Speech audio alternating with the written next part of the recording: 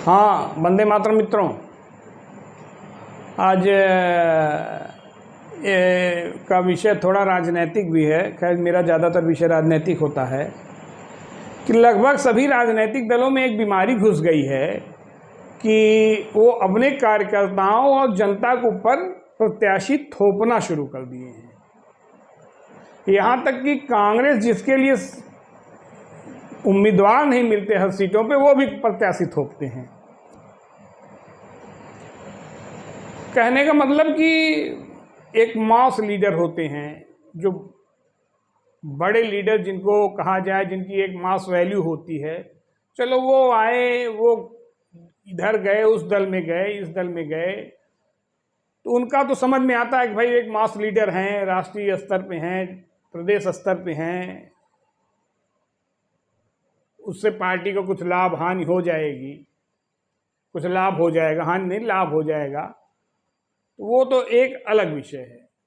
लेकिन ज़्यादातर ऐसे हैं जिनकी अपनी कोई मास वैल्यू नहीं है, जो 5 वोट के लिए भी अपने घर के अलावा मोहताज हो जाएं, व्यक्तिगत लड़ें, ऐसे भी लोगों को, कार्यकर्ताओं के ऊपर थोप दिया जाता है और सभी राजनीतिक दलों द्वारा उनके ऊपर ला के बैठा दिया जाता है कि अब हमने टिकट दे दिया है, अब इनका तुम प्रचार करो, प्रसार करो, इनको वोट दिलवाओ। और उनके लिए बड़ी बड़ी रैलियां होती हैं, वो होती हैं, और इस बात की लगभग पूर्ण संभावना रहती है कि अगली बार वो किसी और दल में चले जाएंगे।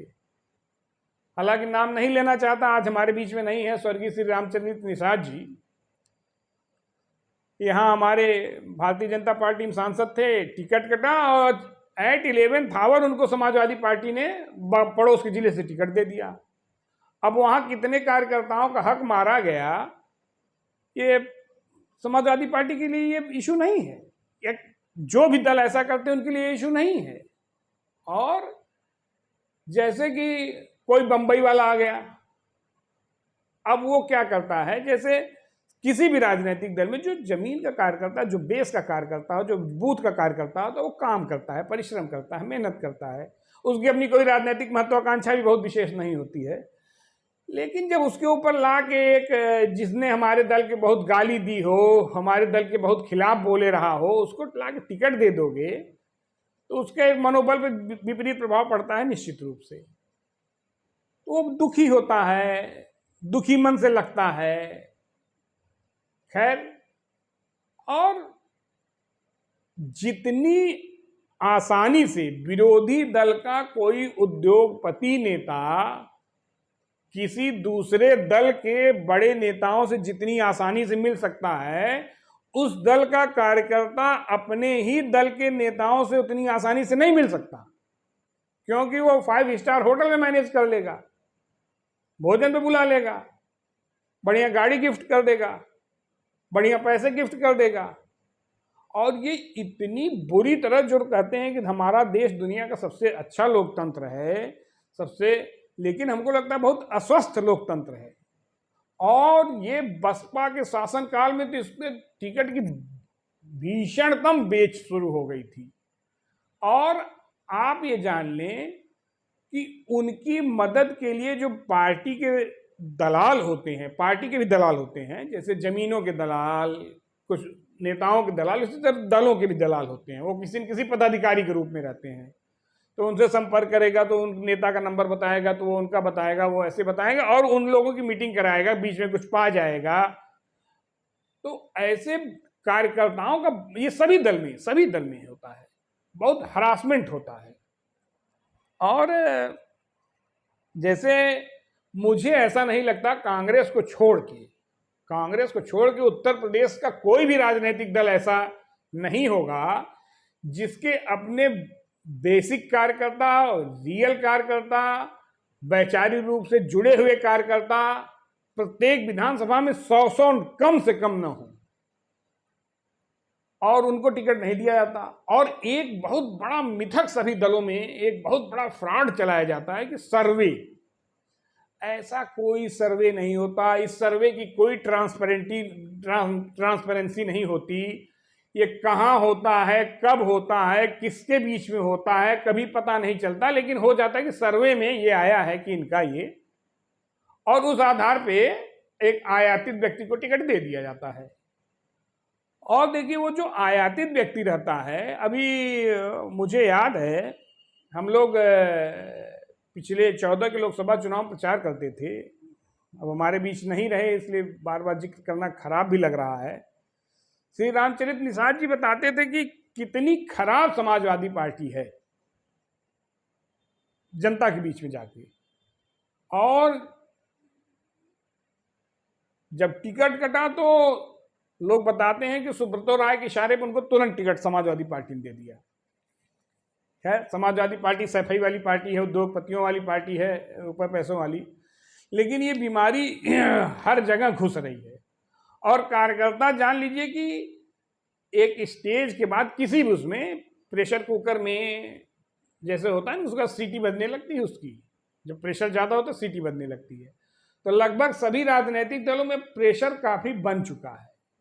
और इस तरह का, और जो भी पदाधिकारी ये निर्णय लेते हैं, जो ऊपर के लोग निर्णय लेते हैं, वो किस आधार पर निर्णय लेते हैं? क्या उनके कहने के तरीके बड़े अच्छे होते हैं, उनके बड़े सिस्टमेटिक तरीके होते हैं, बड़े ही शुद्ध हिंदी वाले तरीके होते हैं, लेकिन वो शुद्ध और शुद्ध भ्रष्टाचार के चक्कर में इस तरह के काम करते हैं। पैसा लेते हैं, ऊपर नेताओं से पैरवी करते हैं, गाड़ियां लेते हैं, पैरवी करते हैं, जमीन लेते हैं, प्लाट लेते हैं, मकान लेते हैं।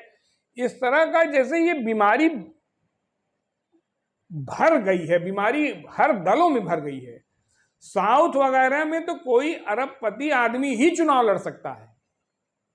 महाराष्ट्र वगैरह में अपवाद छोड़ दीजिए तो कोई करोड़पति के नीचे चुनाव ही नहीं लड़ सकता है। और ये सारे फिर उसके बाद उद्योगपतियों को इसका ये होता है कि किसी भी दल आज सत्ता बदली, वो तुरंत बदल जाएंगे, तुरंत सेकुलर से सांप्रदायिक हो जाएंगे, सांप्रदायिक से सेकुलर हो जाएंगे।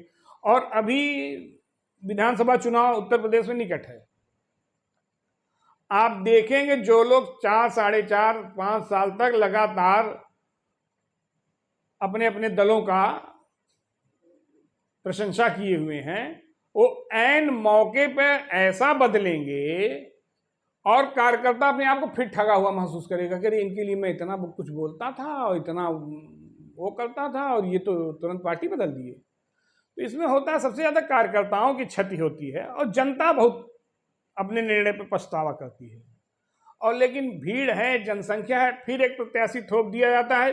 चूंकि प्रत्याशी का बैकग्राउंड लोगों को मालूम नहीं रहता है, वो चुनाव के हावा दाबी में पता नहीं चल पाता, इसके पहले कि पब्लिक पता करे ये करे, तब तक मीटिंग रैलियां शुरू हो जाती हैं, उसी में वो वोट पा जाता है। और सबसे बढ़िया ये चल गया है, मतलब जो लोग, अफसोस की बात है, जिनका जो मास वैल्यू है वो तो समझ में आते हैं, लेकिन जिनकी कोई मास वैल्यू नहीं है, उनके पास सिर्फ काला धन है और वो कोई न कोई पार्टी ज्वाइन कर रहे हैं।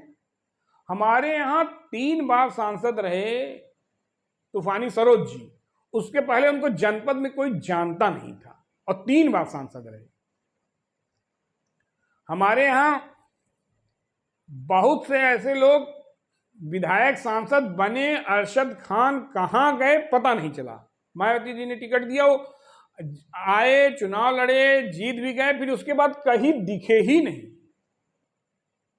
एक लालजी यादव जोगी जी थे, उनका कुछ पता ही नहीं, मैनेज किए, टिकट आए, जीते, कुछ दिन विधायक रहे, फिर गायब हो गए, पता ही नहीं चला।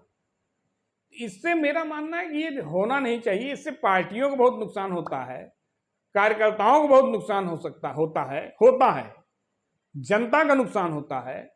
और कुछ क्षणिक समय के लिए हो सकता है किसी के लिए व्यक्तिगत लाभ के लिए वो अच्छा हो जाए, लेकिन लंबे समय में, और मेरा तो मानना है कि जो दल बदलू व्यक्ति हो उसको तो संगठन के तो किसी पद पे ही नहीं बैठाना चाहिए। अगर वो मास लीडर है तो उसको चुनाव लड़वा दे, ये अलग बात है, लेकिन संगठन में तो उसे घुसने नहीं देना चाहिए।